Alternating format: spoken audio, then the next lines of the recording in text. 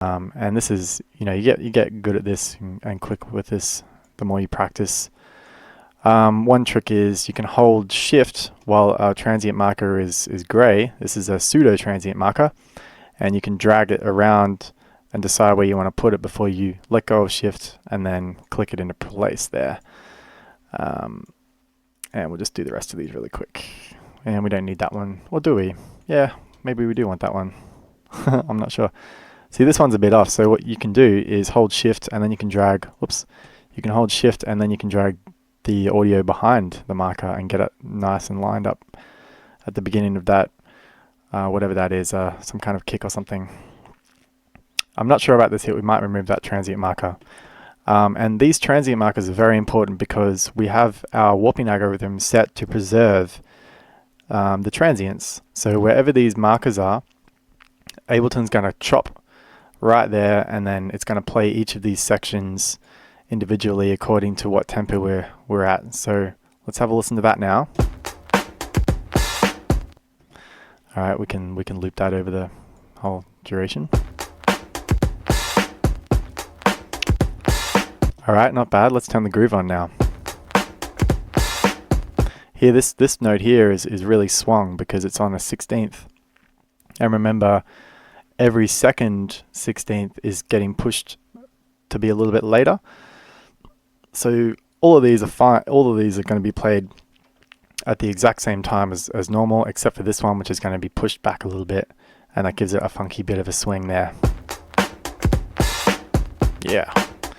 So let's do the other ones, and then we can mess around with. Yeah, let's just change that. We can mess around with some of the, chopping it up and swapping things around, because we don't want to just use these breaks exactly as they were recorded, because that's boring. We want to, mess with them a bit. We're professional producers.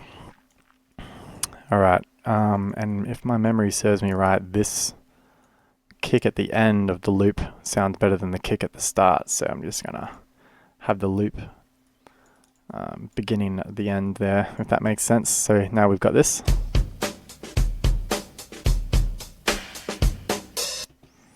Yeah, let's make sure. We should probably put that there. All right, let's turn the groove on.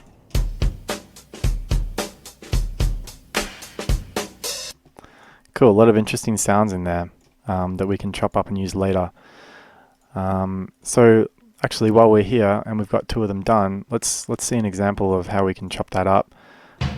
I'm just going to mute these two because we haven't figured them out yet, and mute the drum meat. So it all sounds a bit like chaos right now. We've got two drum breaks playing at the same time, and they're doing different things. It's not really a cohesive sort of drum break there. So what I like to do, actually, maybe we should decide on a better pattern here first. Yeah, let's change the pattern up a bit here. We can go for a bit of a breakbeaty kind of drum. Something like this.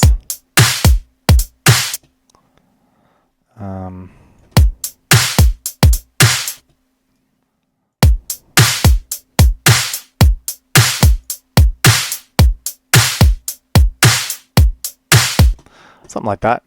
And actually, while we're messing with this, I'm going to hold down Control and drag this to a new, what would you call that? Spot? New spot? And what we'll do is drag an EQ onto here, and we're going to EQ some of the bass out and some of the highs. The goal here is to make what I like to call a ghost kick or a pre-kick.